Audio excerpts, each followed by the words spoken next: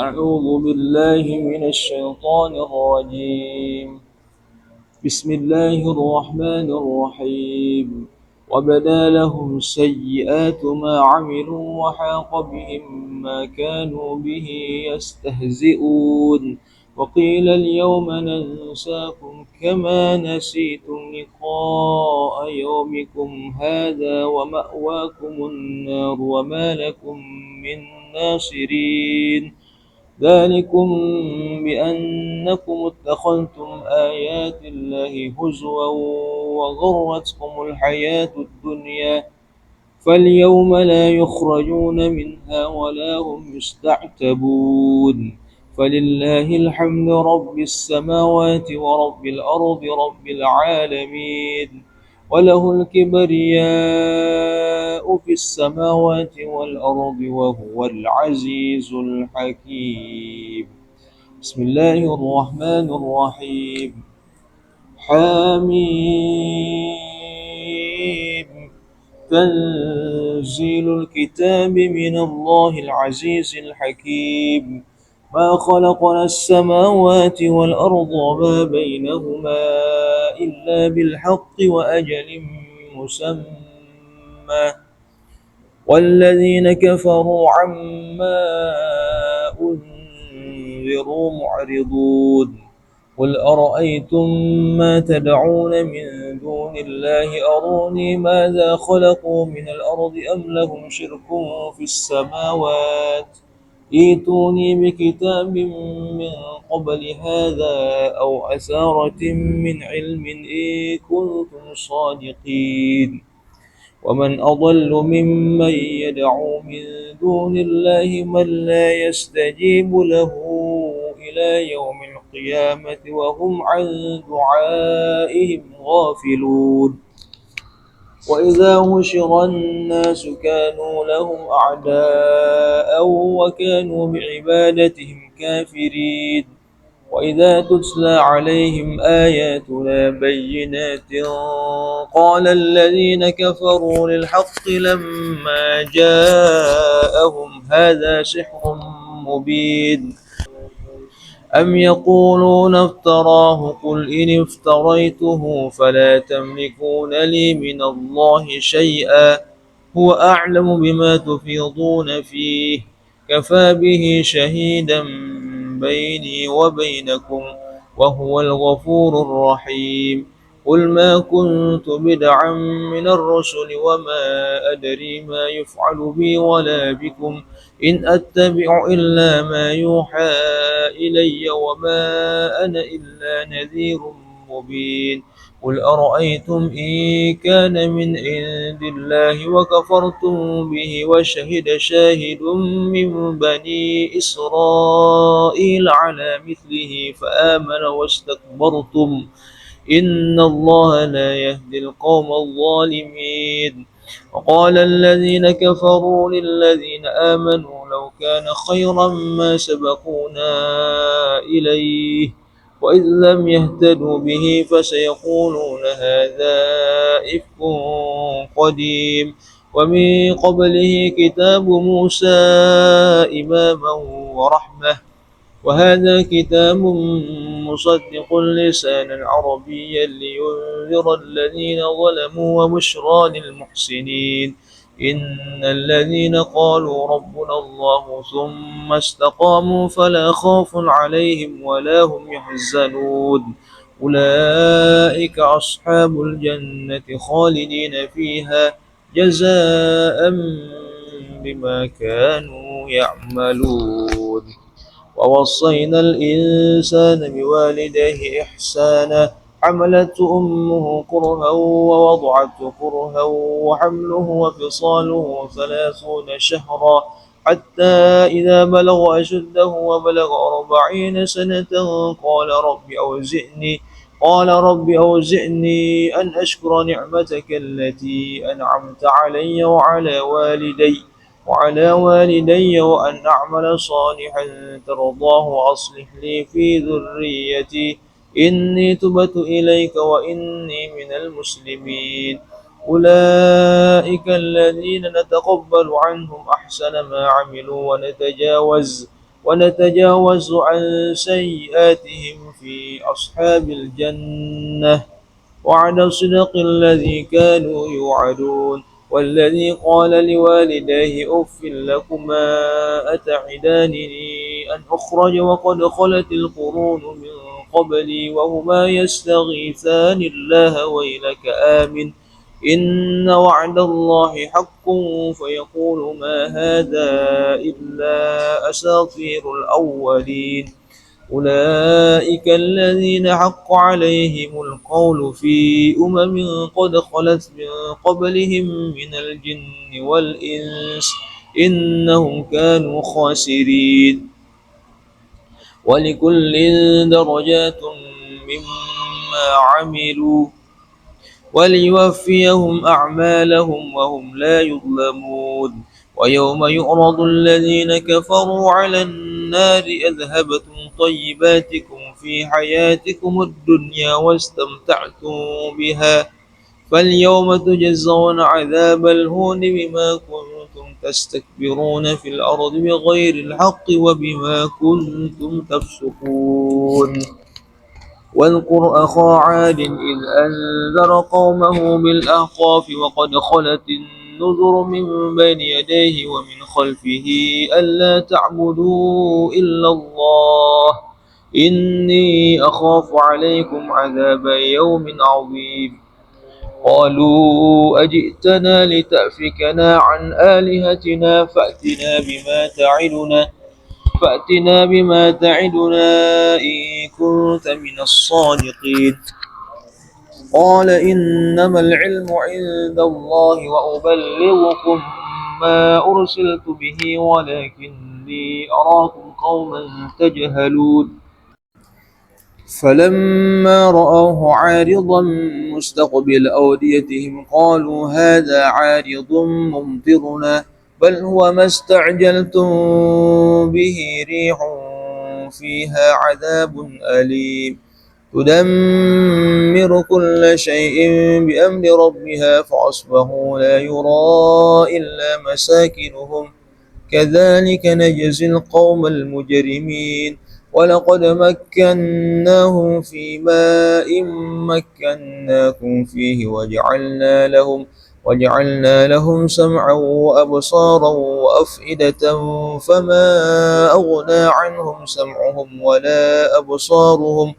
ولا أبصارهم ولا أفئدتهم من شيء إذ كانوا يجحدون بآيات الله وحاق بهم ما كانوا به يستهزئون ولقد أهلكنا ما حولكم من القرى وصرفنا الآيات لعلهم يرجعون فلولا نصرهم الذين اتخذوا من دون الله قربانا آلهة وضلوا عنهم وذلك إفكهم وما كانوا يفترون وإذ صرفنا إليك نفرا من الجن يستمعون القرآن فلما حضروه قالوا أنصتوا فلما قضي ولوا إلى قومهم منذرين قالوا يا قومنا إنا سمعنا كتابا أنزل من بعد موسى مصدقا لما بين يديه يهدي إلى الحق وإلى طريق مستقيم يا قومنا أجيبوا داعي الله وآمنوا به يغفر لكم من ذنوبكم ويجركم من عذاب أليم ومن لا يجب داعي الله فليس بمعجز في الأرض وليس له من دونه أولياء أولئك في ضلال مبين أولم يروا أن الله الذي خلق السماوات والأرض ولم يعي بخلقهن بقادر على أن يحيي الموتى بلى إنه على كل شيء قدير ويوم يعرض الذين كفروا على النار أليس هذا بالحق قالوا بلى وربنا قال فذوقوا العذاب بما كنتم تكفرون واصبر كما صبر أولو العزم من الرسل ولا تستعجل لهم كأنهم يوم يرون ما يوعدون لم يلبثوا إلا ساعة من نهار بلاغ فهل يهلك إلا القوم الفاسقون. بسم الله الرحمن الرحيم. الذين كفروا وصدوا عن سبيل الله أضل أعمالهم والذين آمنوا وعملوا الصالحات وآمنوا بما نزل على محمد وهو الحق من ربهم كفر عنهم سيئاتهم وأصلح بالهم ذلك بأن الذين كفروا اتبعوا الباطل وأن الذين آمنوا اتبعوا الحق من ربهم كذلك يضرب الله للناس أمثالهم فإذا لقيتم الذين كفروا فضرب الرقاب حتى إذا أدخلتموهم فشدوا الوثاق فإما منا بعد وإما فداء حتى تضع الحرب أوزارها ذلك ولو يشاء الله لانتصر منهم ولكن ليبلو بعضكم ببعض والذين قتلوا في سبيل الله فلن يضل أعمالهم سيهديهم ويصلح بالهم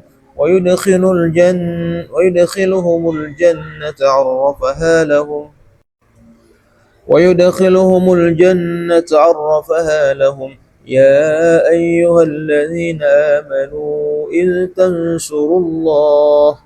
يا أيها الذين آمنوا إذ تنصروا الله ينصركم ويثبت أقدامكم والذين كفروا فتعسا لهم وأضل أعمالهم ذلك بأنهم كرهوا ما أنزل الله فأحبط أعمالهم أفلم يسيروا في الأرض فينظروا كيف كان عاقبة الذين من قبلهم دمر الله عليهم وللكافرين أمثالها ذلك بأن الله مولى الذين آمنوا وأن الكافرين لا مولى لهم إن الله يدخل الذين آمنوا وعملوا الصالحات جنات تجري من تحتها الأنهار والذين كفروا يتمتعون ويأكلون كما تأكل الأنعام والنار مثوى لهم وكأي من قرية هي أشد قوة من قريتك التي أخرجتك أهلكناهم فلا ناصر لهم أفمن كان على بينة من ربه كمن زين له سوء عمله واتبعوا أهواءهم مثل الجنة التي وعد المتقون فيها أنهار من ماء غير آس وأنهار من لبن لم يتغير طعمه وأنهار من خمر لذة للشاربين وأنهار من عسل مصفى ولهم فيها من كل الثمرات ومغفرة من ربهم كمن هو خالد في النار وسقوا ماء حميما فقطع أمعاءهم ومنهم من يستمع إليك حتى إذا خرجوا من عندك قالوا للذين أوتوا العلم ماذا قال آنفا أولئك الذين طبع الله على قلوبهم واتبعوا أهواءهم والذين اهتدوا زادهم هدى وآتاهم تقواهم فهل ينظرون إلا الساعة أن تأتيهم بغتة وقد جاء أشراطها فأنى لهم إذا جاءتهم ذكراهم واعلم أنه لا إله إلا الله واستغفر لذنبك وللمؤمنين والمؤمنات والله يعلم متقلبكم ومثواكم. ويقول الذين آمنوا لولا نزلت سورة فإذا أنزلت سورة محكمة وذكر فيها القتال رأيت الذين في قلوبهم مرض ينظرون إليك نظر المغشي عليه من الموت فأولى لهم طاعة وقول معروف. وإذا عزم الأمر فلو صدقوا الله لكان خيرا لهم. فهل عسيتم إن توليتم أن تفسدوا في الأرض وتقطعوا أرحامكم أولئك الذين لعنهم الله فأصمهم وأعمى أبصارهم أفلا يتدبرون القرآن أم على قلوب أقفالها إن الذين ارتدوا على أدبارهم من بعد ما تبين لهم الهدى الشيطان سول لهم وأملى لهم ذلك بأنهم قالوا للذين كرهوا ما نزل الله سيطيعكم في بعض الأمر والله يعلم إسرارهم فكيف إذا توفتهم الملائكة يضربون وجوههم وأدبارهم ذلك بأنهم اتبعوا ما أسخط الله وكرهوا رضوانه فأحبط أعمالهم أم حسب الذين في قلوبهم مرض أن لن يخرج الله أضغانهم ولو نشاء لأريناكهم فلعرفتهم بسيماهم ولتعرفنهم في لحن القول والله يعلم أعمالكم ولنبلونكم حتى نعلم المجاهدين منكم والصابرين ونبلو أخباركم إن الذين كفروا وصدوا عن سبيل الله وشاقوا الرسول من بعد ما تبين لهم الهدى لن يضروا الله شيئا وسيحبط أعمالهم يا أيها الذين آمنوا أطيعوا الله وأطيعوا الرسول ولا تبطلوا أعمالكم إن الذين كفروا وصدوا عن سبيل الله ثم ماتوا وهم كفار فلن يغفر الله لهم فلا تهنوا وتدعوا إلى السلم وأنتم الأعلون والله معكم ولن يتركم أعمالكم إنما الحياة الدنيا لعب وله وإن تؤمنوا وتتقوا يؤتكم أجوركم ولا يسألكم أموالكم إن يسألكموها فيحفكم تبخلوا ويخرج أضغانكم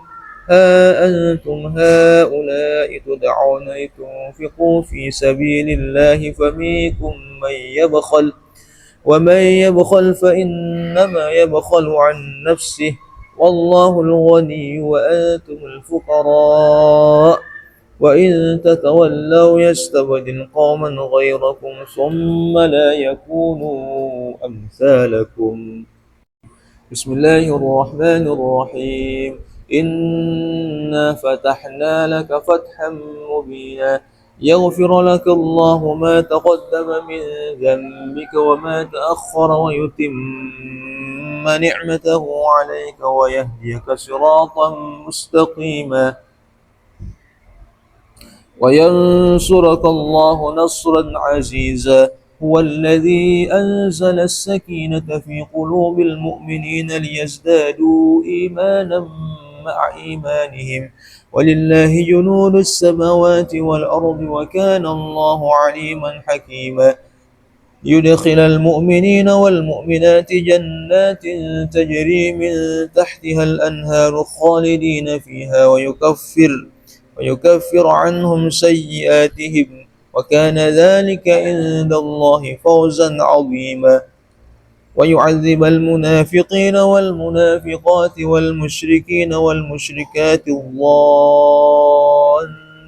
بالله ظن السوء عليهم دائرة السوء وغضب الله عليهم ولعنهم وأعد لهم جهنم وساءت مصيرا ولله جنود السماوات والأرض وكان الله عزيزا حكيما إنا أرسلناك شاهدا ومبشرا ونذيرا لتؤمنوا بالله ورسوله وتعزروه وتوقروه وتسبحوه بكرة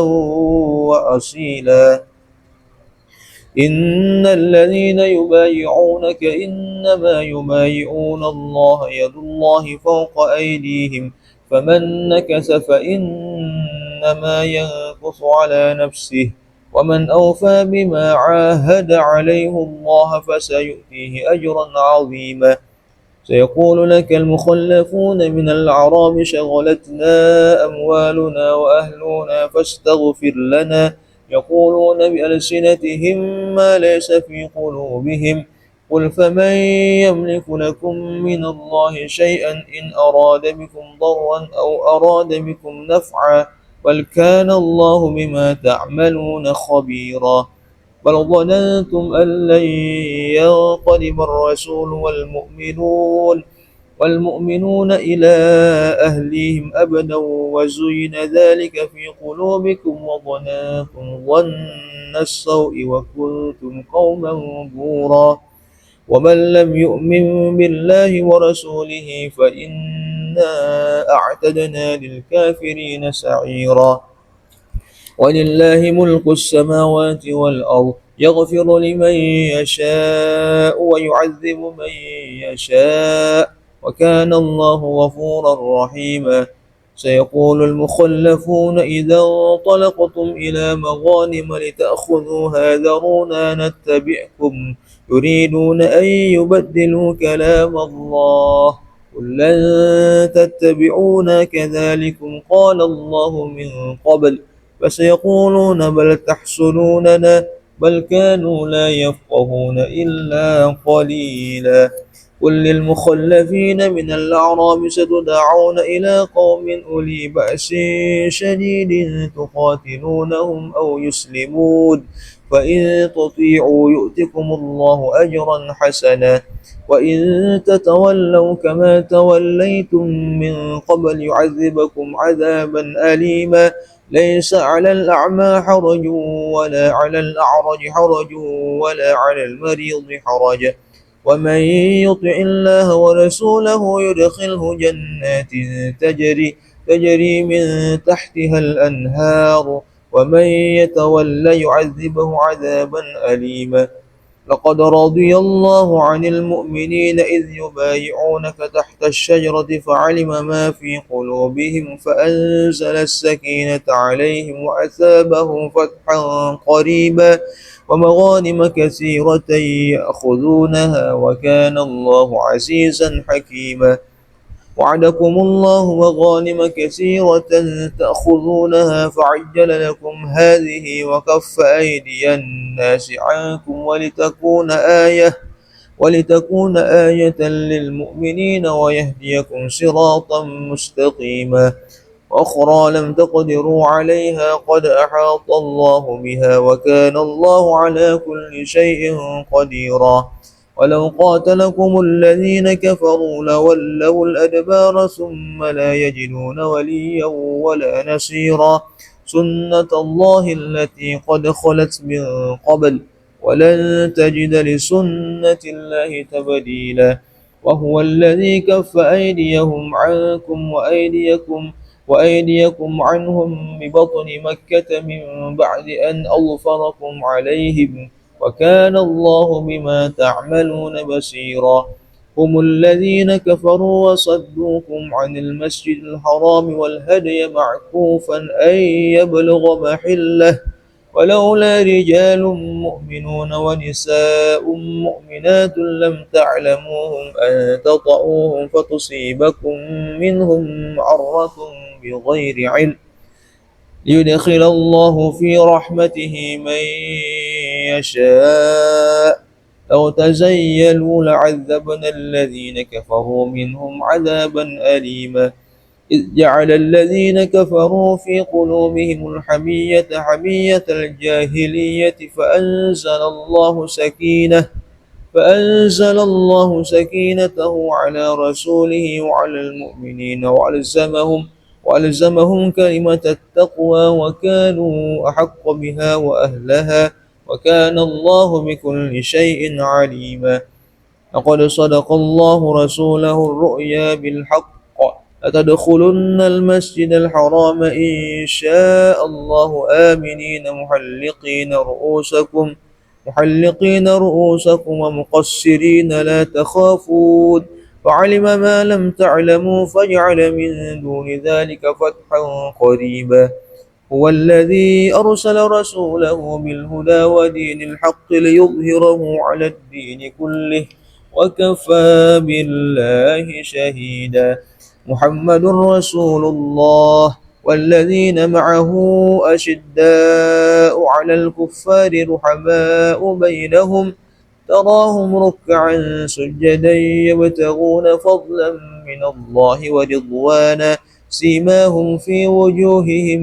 من أثر السجود ذلك مثلهم في التوراة ومثلهم في الإنجيل كزرع أخرج شطأه فآزره فاستغلظ فاستوى على سوقه يعجب الزراع ليغيظ بهم الكفار وعد الله الذين آمنوا وعملوا الصالحات منهم مغفرة وأجرا عظيما. بسم الله الرحمن الرحيم. يا أيها الذين آمنوا لا تقدموا بين يدي الله ورسوله واتقوا الله إن الله سميع عليم. يا أيها الذين آمنوا لا ترفعوا أصواتكم فوق صوت النبي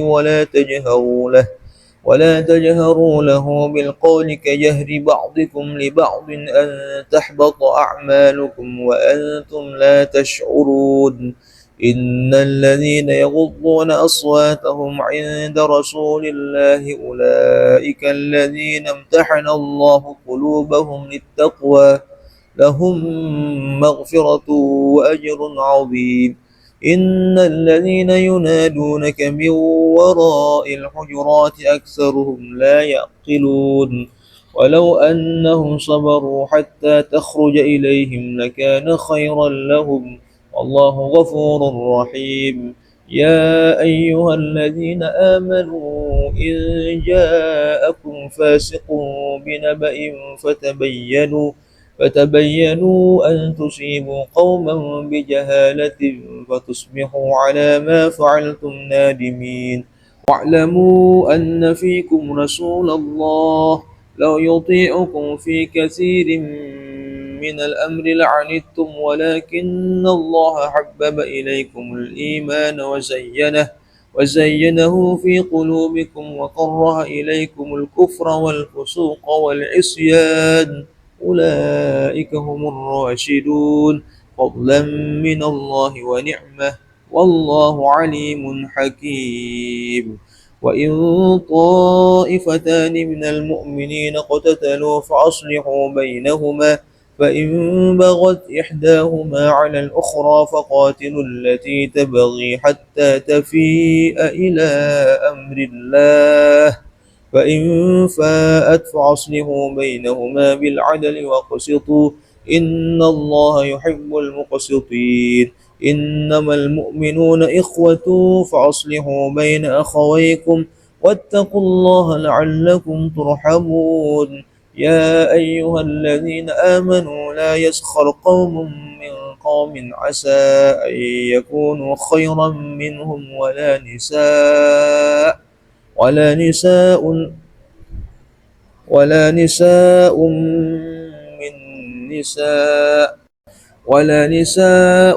من نساء عسى أن يكن خيرا منهن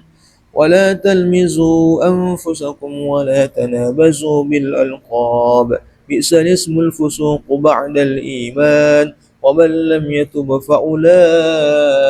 هم الظالمون. يا أيها الذين آمنوا اجتنبوا كثيرا من الظن إن بعض الظن إثم ولا تجسسوا ولا يغتب بعضكم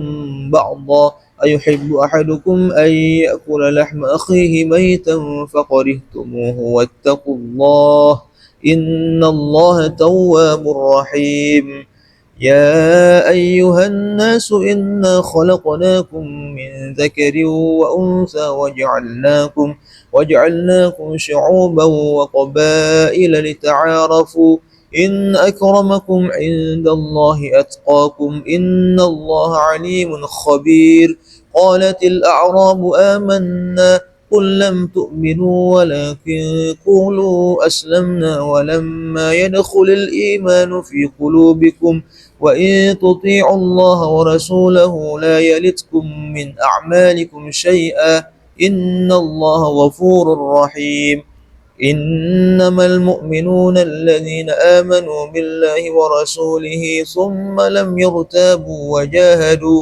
وجاهدوا بأموالهم وأنفسهم في سبيل الله أولئك هم الصادقون. قل أتعلمون الله بدينكم والله يعلم ما في السماوات وما في الأرض والله بكل شيء عليم. يمنون عليك أن أسلموا قل لا تمنوا علي إسلامكم بل الله يمن عليكم أن هداكم للإيمان إن كنتم صادقين. إن الله يعلم غيب السماوات والأرض والله بصير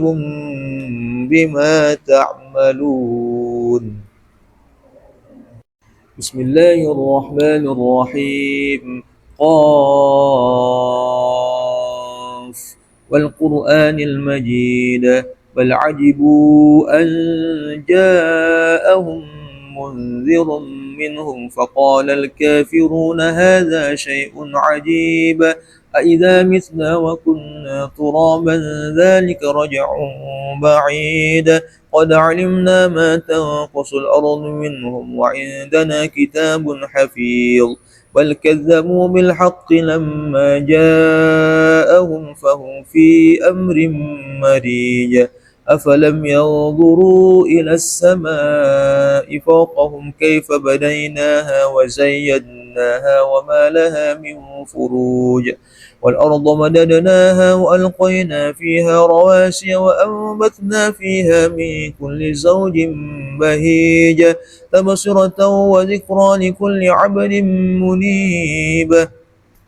ونزلنا من السماء ماء مباركا فأنبتنا به جنات وحب الحصيد والنخل باسقات لها طلع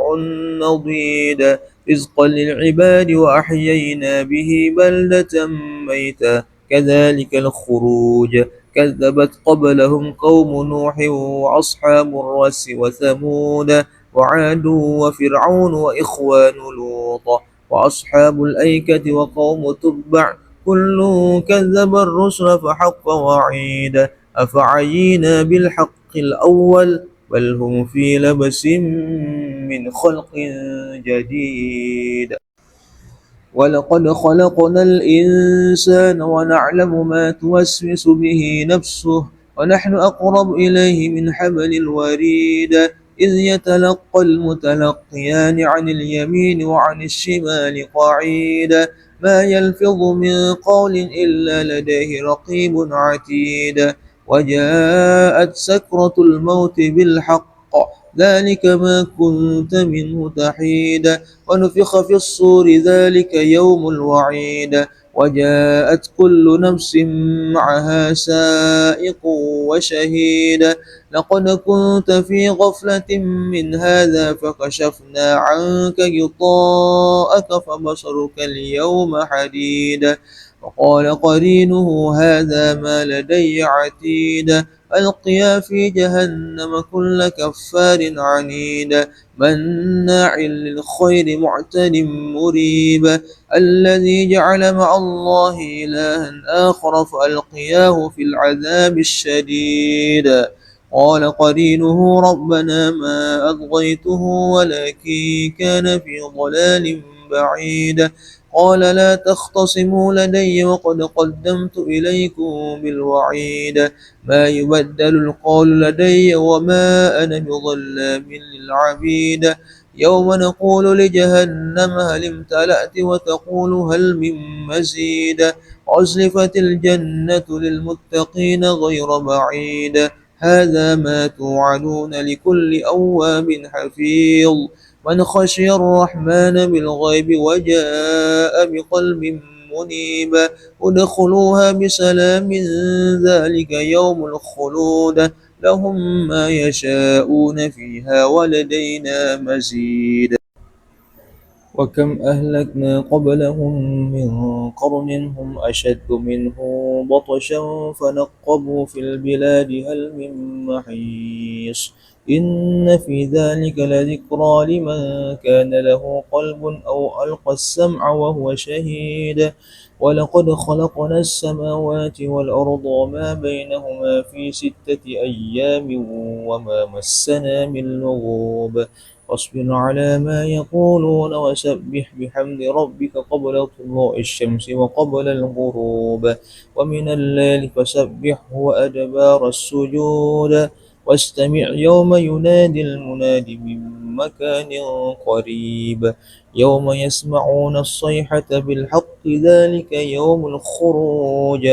إنا نحن نحيي ونميت وإلينا المصير يوم تشقق الأرض عنهم سراعا ذلك حشر علينا يسير نحن أعلم بما يقولون وما أنت عليهم بجبار فذكر بالقرآن من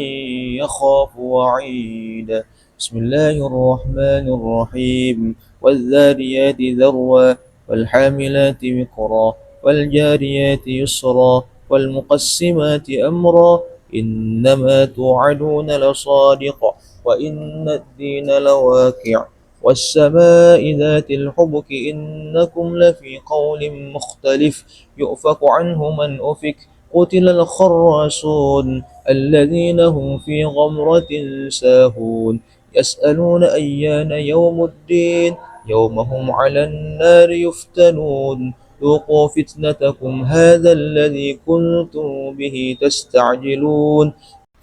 إن المتقين في جنات وعيون آخذين ما آتاهم ربهم إنهم كانوا قبل ذلك محسنين كانوا قليلا من الليل ما يهجعون وبالأسحار هم يستغفرون وفي أموالهم حق للسائل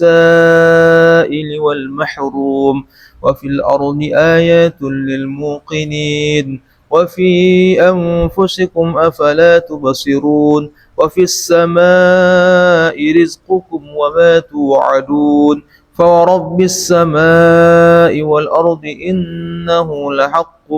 مثل ما أنكم تنطقون هل أتاك حديث ضيف إبراهيم المكرمين إذ دخلوا عليه فقالوا سلاما قال سلام قوم منكرون فراغ إلى أهله فجاء بعجل سمين فقربه إليهم قال ألا تأكلون فأوجس منهم خيفة قالوا لا تخف وبشروه بغلام عليم فأقبلت امرأته في صرة فصكت وجهها وقالت عجوز أقيم قالوا كذلك قال ربك إنه هو الحكيم العليم صدق الله العظيم